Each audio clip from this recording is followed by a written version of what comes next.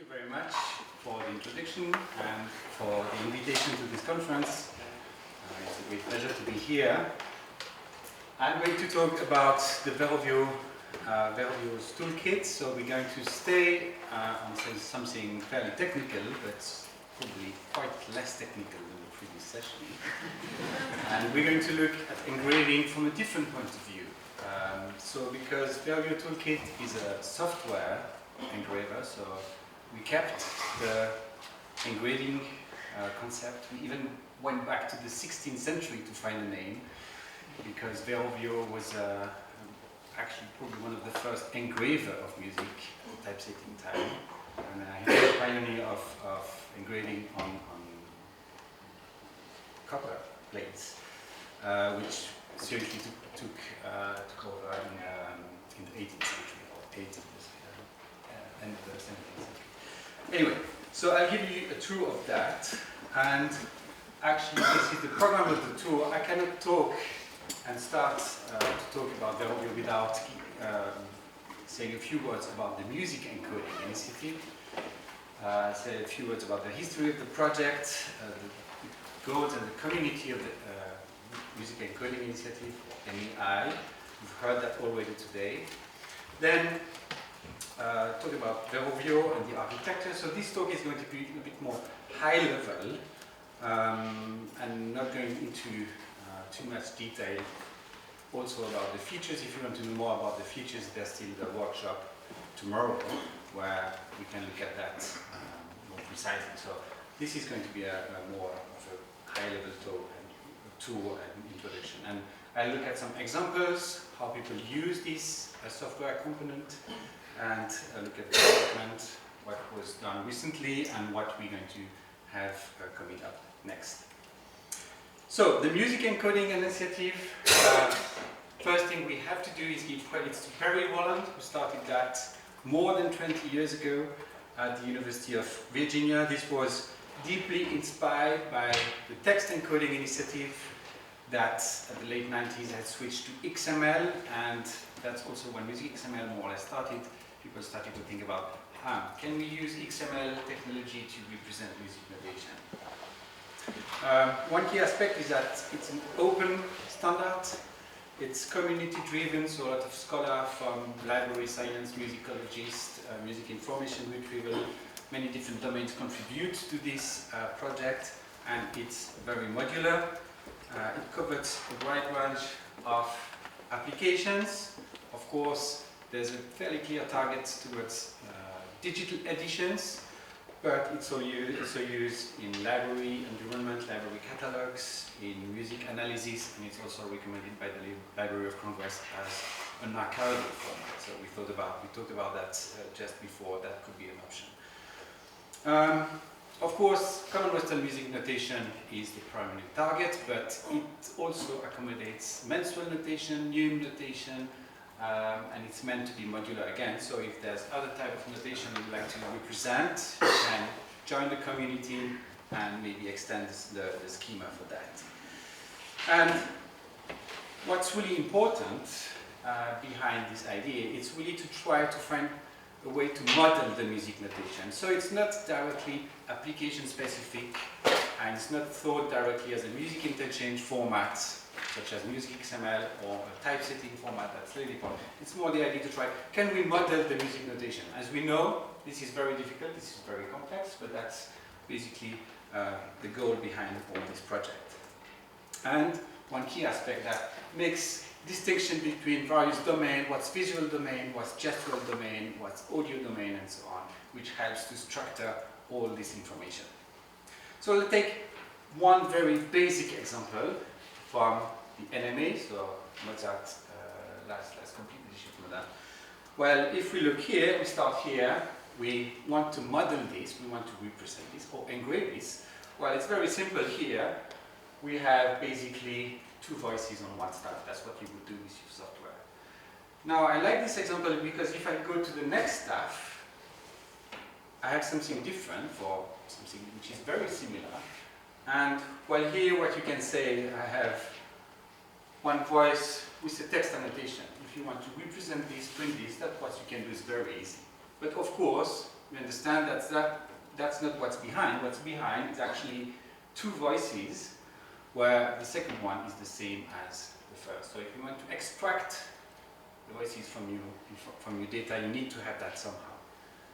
And if we look at the third one, well, quick solution, let's make a chord, and a chord with two notes. But again, conceptually, if you look at that, it's more two voices where the notes are stamped together, which is conceptually different from a chord. And that's what MEI tries to model.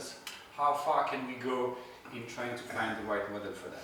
So it's a fairly big community. If you want to know more about this, I'm not going to go further than that. There's a website, musicencoding.org. There will be a conference every year. This year it's in Boston. Next year it's going to be back in Europe.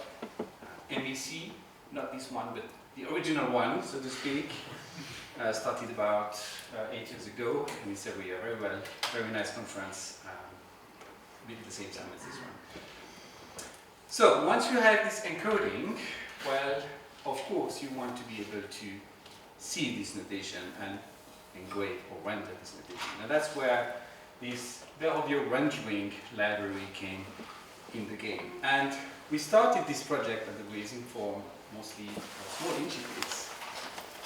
But the main idea was to have something that would be designed for MEI, because what people would do before then, it's convert this to something else, convert this to MUP or to Music XML and engrave it with something else.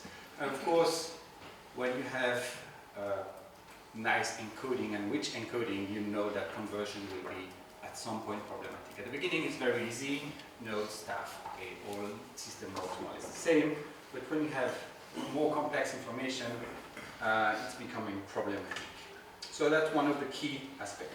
Another one was that we wanted to have something that would be tailored for digital environment and not necessarily for printing. Doesn't mean we want to exclude print, but the primary focus is digital environment, which means we want something to be fast and we want something that can do automatic layout.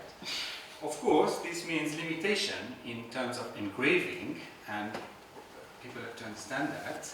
It's a different goal and different direction that we want to take here.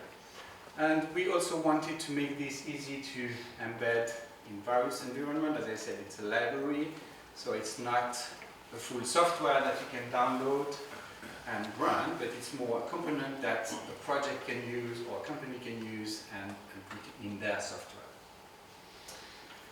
It's developed hand in hand with the MEI community, so we go back and forth. Sometimes we discover things that are not really correct in the model, and there's long discussions. So this is very slow, but very interesting, and in my opinion, very correct.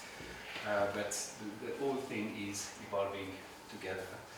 And finally, one aspect that there is here is that, I'll talk about that a little bit later, that we use SVG, and that allows music notation to be enriched with different layers. And that's, I think, quite interesting. So let's look at this. This is in a web browser, so no software was installed on this machine. It's a website, and the music is basically typesetted in the browser. If I change the size, the zoom, it will typeset the piece dynamically. If I change the size of my window, it will adjust, so you can zoom in, zoom out, see the whole piece, and do all sorts of things like that, and move on around in a very flexible way. So this is this idea that you would typeset your code live in a very automatic and fast manner. What does this mean? It raises a very interesting question when we're talking about automatic layout. And basically, we can take a very simple example. Here we have two nodes, or one node with one articulation or two articulation. And you could say the encoding says I have an articulation with a staccato and marcato sign, and let the renderer do this. And, or you could say, well, actually there's two of them, and have one above and one below, and have the renderer do this. So of course, in terms of rendering this, that's much easier because you have all the information on how to place the articulation sign. But for us, the main point is to think interaction and dynamic rendering, so we can manipulate the data and let the data render automatically. So if you think interaction, let's say for example transposition, this is what will happen with both this encoding. This one should remain correct, this one will be problematic. So this highlights that if you want to do interactive application, you need to reduce as much as possible the layout information you have in the encoding. Because the more information you put for the layout, the more it will be problematic if there's interaction with your code.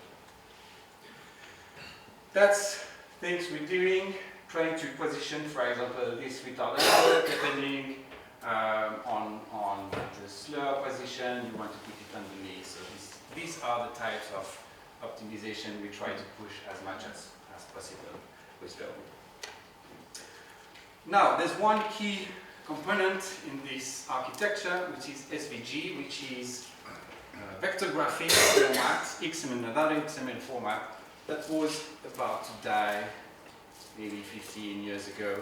It was not supported by all web browsers, it was not supported by Internet Explorer, but it survived, and now it's really very well supported by all browsers. So the notation that you saw before is actually XML in SVG, and that's render in your browser, and you can render that in Inkscape or different vector graphic format. So what do we do? Why is this so important? So if we take our example here, that would be the MEI, and you can see a nice hierarchy around that. We have the staff layer, which is more or less the voice, and then beam, and the content of the beam, and so on. Hierarchical, well-structured, that's the idea of MEI. And what we do with Verovio, and that's the key aspect to build this interaction application, is that we preserve this hierarchy in the SVG. So not only we produce SVG, but we keep the hierarchy. We have a graphic class, staff layer, beam, node, and so on. Which means that if you click on the staff, it preserves and highlights all the nodes by default, which is, I think, a pretty neat features. We also pass IDs, so if we have a node with an ID here, we pass the ID to the SVG, and we can pass additional type, attribute, class, that's free for the application, and that's also passing the SVG. And that means that we have really this correspondence between these two XML formats, which is a key component. And the overhead in the rendering to keep this, it's huge, because when you render music, it's never, or very rarely in the order things appear in the data. You cannot render the beam until you render the notes, right? So to get that, there's a fairly significant overhead in the rendering process. So this is basically it, and the idea is that we're not only rendering, but we're creating a layer in between, so we can very easily go back and let the user go back to the original encoding. And there's also non-visible elements. If you have something that's not visible in the score for some reason, it stays in the SVG, and so on.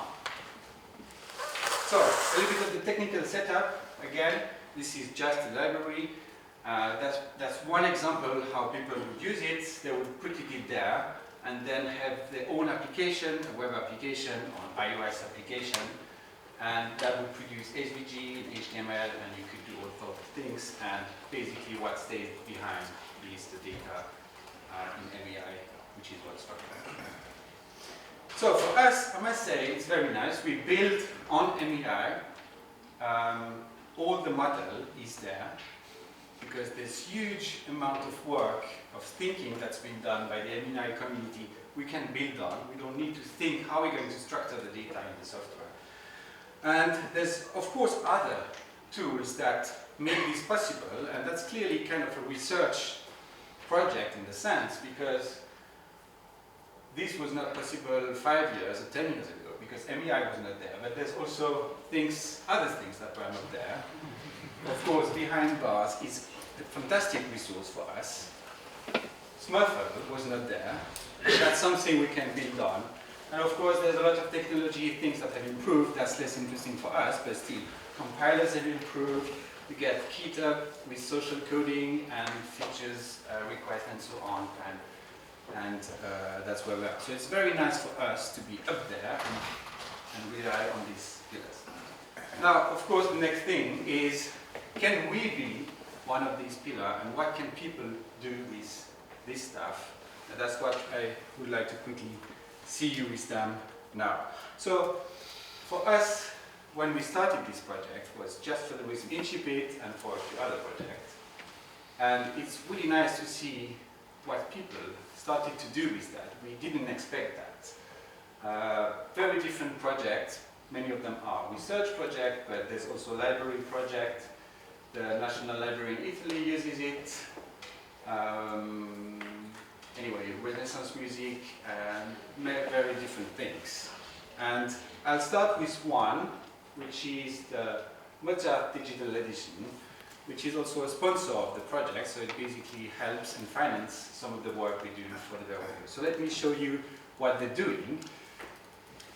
I quite like to think, so it's a digital edition, and I quite like to think this a little bit as the Google map of the edition. So try between the difference between a nice paper map you have and what you do with your phone on Google. And that's, in a way, a little bit things we started doing this in this domain. So you have your score. Well, like in Google, you can zoom in, zoom out, and say, well, I want to see only this, or I want to see the full piece. You can do that. You can put an address somewhere. Take me to measure 134. Here you are, or another one. You can quickly navigate in your data. You can say, well, don't show me everything. Don't show me the traffic there is on the viola and the violoncello. I'm not interested by that. Or you might want to say, show me comments there is on places on this map, right? You can highlight and see all the list of the, well, it's not restaurants, but it could be, and so on. And you can very easily navigate and see here more elaborate information, namely here, critical comments. You don't need to go back and forth in your book, but you can see them here directly on your screen. And that's more or less only possible because of this ecosystem there is with the MEI data and the Verovio toolkit on top of it. Of course, huge work to produce the data. That's all the work of the DME, and it's a collaborative effort. Other cases, what people can do, music analysis. That's work by Craig Sapp at Stanford, who's introduced in Verovio an input to Köln, and then you can render the data and do highlighting of here, analysis directly with this SVG. That's very easy and very flexible. Another project, big research project, 17 or 16 years of funding for the Beethoven Werkstatt in Detmold and Battleborn. Very different here, but they allow to make the link between a facsimile and genetic encoding, so where there's different steps of the writing process, and again, you can use these to highlight, connect. You can connect the encoding, connect the rendering with the encoding back and forth. Another example, as I said, big surprise to see what people started to do. That's a comparison of different performances. So they align the prelude with different recordings, and they thought, well, we have this information that we extract from our MIR tool, which is about the, well, there's different things, but how loud. And basically they could change the opacity of the notes accordingly to visually try to represent what's happening in the performance, and you can switch back and forth. And of course, alignment, it's very easy with Rosy Center. More surprising in music performance, again, we started from fairly traditional musicology and critical editing, and suddenly this is a linked data project at Oxford, and they thought about a game, a musician who needs to fight against a computer by playing some music that's generated live. So you can see here that's generated live during the performance, and the musician plays that, and there is an audio system that evaluates the performance, and if it's good enough, the player can go to the next stage or something like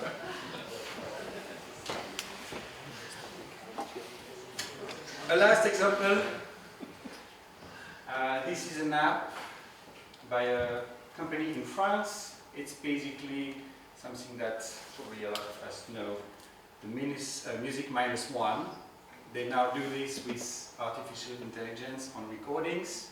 They take recordings and are capable of extracting one of the voice, and then they basically use Verovio to render whatever the musician has selected, so it gives all the flexibility to do that in the app without having to store every score as they would like to represent it.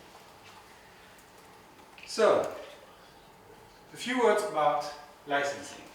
What can you do with this? What's the requirement? It's open source. This means that you can use it, and you can do a lot of things. You can use this library as is and put it in your product. It can be a commercial product, there's no problem. It can be an app, a web app, no problem.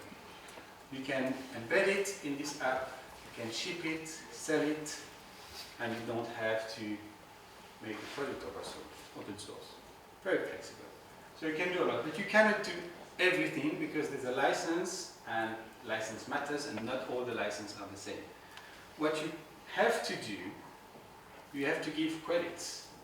And that's very important because we don't want to be the James Ingram of the software development. Mostly because there's a lot of public money invested in this project, and we need to be able to show who's using it, education, and so on. And if we don't know, we're not going to be able to raise further money, and that's not good for you in the end because we're not going to be able to sustain it. So giving credit is very important. You also are not allowed to make modification to the library without making this modification open source. Doesn't mean you need to put all your code open source, but if you make some modifications to this library, say you want a nicer slur algorithm, that's great, but you have to make that public to everybody under the same license. There's things we recommend to do is to make this code available to the main repository and back to us, and not only to your repository, and that only requires you to sign a CLA, which is very standard in open source development. And then everybody can benefit of it at the same time. But again, I want to underline this, if you don't do this, this is a copyright infringement. And as I said, for the benefit of the whole ecosystem, it's nice to do that and important to do that. So, a few words about the latest development, what happened since the last year. I won't have the time to go through all features and every contribution, so I'm just only listing the latest releases and one highlight for each of them. Version 2, which was the first one that was released with the MI4 last year, more or less. We had one feature, so this is the changelog. It's not meant to be readable, but you can go and see every little things that was added, every new features. Who did that to giving credits, always very important. What we have here is dynamic score optimization. Of course, when you think about digital environment, the size of the screen will change, the zoom will change, so you need to be able to optimize what you call optimize the score. So introducing hiding voices depending on what's there on the screen, and that needs to be some editing to be done. That's one of the new features for this version. Another feature of that version was things like arpeggio, fairly tricky but interesting features that we introduced there. Again, you can look at the whole list if you want more details about that. So, to give also a little bit the piece of development, that was January, then the next one was May. ABC import, that's fairly simple implementation, but it's nice to have other import formats. Verovio also support music XML, humdrum, ABC, plain and easy, so it also acts kind of a converter. And that was a nice contribution from Klaus Rettinghaus, maybe still in the room. It's nice to see contributions from external contributors. Next one was after the summer, that's October. We had small improvements, but when looking at things, how we have a simple dynamic encoded with sempre mezzo forte espressivo, while we want to have the flexibility to have the right font with that. We use muffle, as I said, of course. And then November was another version that came up. We wanted to have better footers. That matters when you do PDF. As I said, we're not against the print, but you can generate PDF from that. Works pretty well because, again, SVG is a vector graphic, and that works even in browsers. So you can have that's a PDF generated in the browser. And we wanted to have nice headers and footers, better control. And the last version was 2 days ago. And we had another feature which is not directly rendering, but seems to be very useful to a lot of people, which is to have transposition. So you can load your file and transpose. Craigslab did most of the work there, and he's very sharp on these things. And you can then export to MEI in the transport version. What's coming next? We have tablature in the pipeline, and that's now very nice because we're really doing this hand in hand with MEI, so it's going to be a new model in MEI, and we can kind of test it straight away, which is very different from how MEI was developed 15 years ago, but I don't think it's going to damage the modeling aspect of it, because we use much of what's there for the tablature, so we're going to have lute, guitar, different types, so very interesting to work with experts, Tim Crawford, David Lewis, working on the encoding aspect, and we're working together to have it rendered. This is something that's done by the Trompa project in Vienna. This is an AU project that does a lot of analysis of recordings and all that, and what they want to do is to be able to align the scores with different performances where actually the repetitions are not always the same. So you basically can in MEI say these performances does repetition A, B, but not this one. And of course you need to understand all that in order to be able to align the score with the recording in a proper way, depending on what's being played. So this is coming up. It's in the pipeline too. And this is it. Everything is on GitHub. You can be in touch with me for any question. And of course, there's a workshop tomorrow if you want to know more about this. Thank you very much.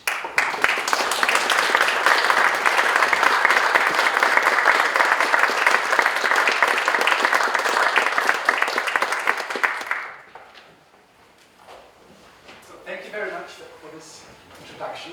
Are there any questions? Yes, first question. You said you support Music XML, which is kind of, say, competition to the MEI standard. Is the Music XML being converted first to MEI before being rendered to Verovio? And how is it going to affect the whole performance? Because the structure in memory is MEI, everything that's rendered in Verovio is actually converted to MEI. Yeah. So yes, it is converted directly when you import. which means that you can use to render music XML file, but you can also use these to basically convert to MEI. Of course, you'll get in the MEI only what's supported with Verovio, which is not everything, but it's a start. And in terms of performances, of course, it depends on typical problems you might have with different MEI files. And it's regularly improved by people say, well, I have new score files and I want to fix this. And then some people try with music XML files exported from another software, and they'll fix other things. But once it's there, there's no impact on any performance, because again, it's the same data in memory and the same rendering process.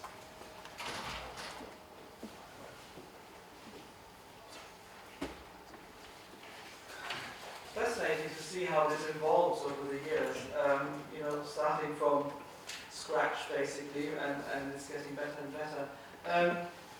Do you already have, or are you planning to have an interface so that I could access the rendering engine if I want to change things? You talked about changing the code and going back to the Verovio team to try to improve something. But my question is more like, if there are certain style issues that I wouldn't like about the way you render, is there a way for me to actively change settings in the engine? Yes, there's the whole list of options that you can already use. No, it's not here, sorry. If you go on the viewer, but again, if you have the chance to come to the workshop, we can look at that. There are some styling, layout parameters that you can already use, but of course, if you have other algorithms that could come in, that would be even better. And I think we're quite interested to have styling improved, or styling done right in MEI, and that's basically would be a very interesting project to have with publishers, how we should define house style for MEI and tools like that, so you can say, well, this is my main house style, and then you have sub-house style for chamber music and things like that. And that's to be done not specifically for Verovio, but also for MEI, so maybe other renderer could use the same. So that would be really the proper direction for a strong collaboration. Thanks. What kind of support for more exotic notation do you have? Like, do you have arbitrary lines, for example, or? There isn't much at this stage, mostly because most of the projects around the academic world are up to 19th century, but there's not much that's done in MEI with 20th century. But I think that's where there's still a need to get some modeling work to be done, and of course any community would be interested to participate in discussion like that. And then of course when it's modeled, then it can come in. This is really should be the process. Always do the modeling of this information and of the notation before you try to render it. Because again, the approach is to start from the data, from a strong structure, a strong community behind that, to make sure there's a kind of a consensus, because there's never going to be an agreement on everything. But a consensus how this is probably the best way to represent this, and then software can come up. And yes, that would be the process. But there's not much yet for this. Even though you could do quite a lot on the SVG. Yes, On of top course. of that, of course, but that's not necessarily what you want to do. Yeah, I have a question. It seems that lately the softwares are more focused on understanding the semantics of the music. And we have seen the first example of the symphony in C that you showed us. But somehow the OMR, the software, are failing terribly in understanding the music, except some softwares, like for example PDF to music, but even then it fails tremendously on so many levels. So my question is, do you intend on integrating the process that you just described on better handling and better understanding of already engraved pieces, especially scanned ones? Are you thinking about AI algorithm to do the layout, or? No, I mean, for example, for user-logical needs, etc. There are so many scan scores that can be found online, of course. So the need is not to have them re-engraved, Yes. but encoded and understood more automatically. Yes. Well, I mean, the idea of MEI is to be able to create some large data set that people can reuse and share, and they don't have to share everything in the data set, but you know, why do we still need to put the notes for PCs that have been encoded hundreds of times? Hopefully with such endeavors we can reduce that. You are right with the OMR. OMR process is really going from something that's purely graphical to something more semantic, and this semantic limit has different, you can go further and further, as I showed with the chord on the horn, while obviously it's not a horn playing a chord because they can't, but you can push it even further, and that's the idea. But it's always very difficult to draw lines in this domain. There's many discussions, and you always have to have some flexibility. But what you want to do is to make your encoding as clear as possible on what it represents and what level. So what level of semantic it represents. That's also things, you know, project need to think about. How semantic is this encoding? A question that also needs to be tackled at some point.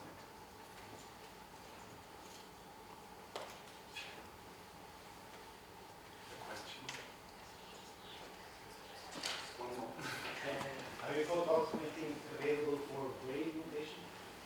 Like for blind people from the FAQ? Personally not, but I mean, again, we accept contribution, and that would be very nice.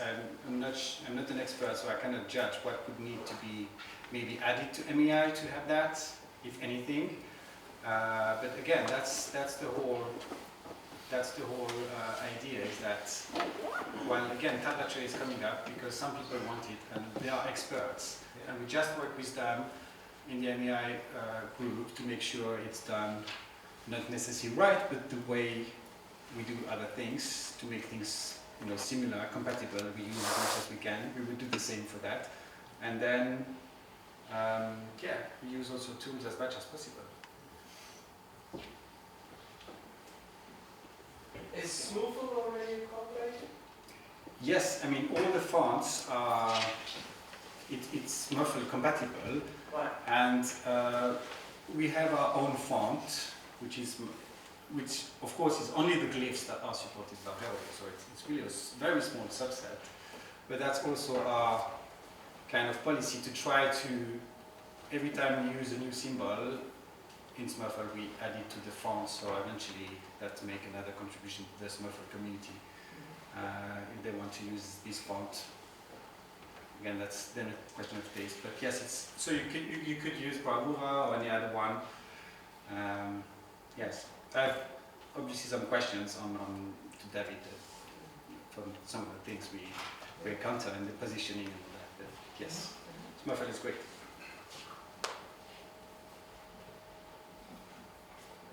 Okay, no more questions.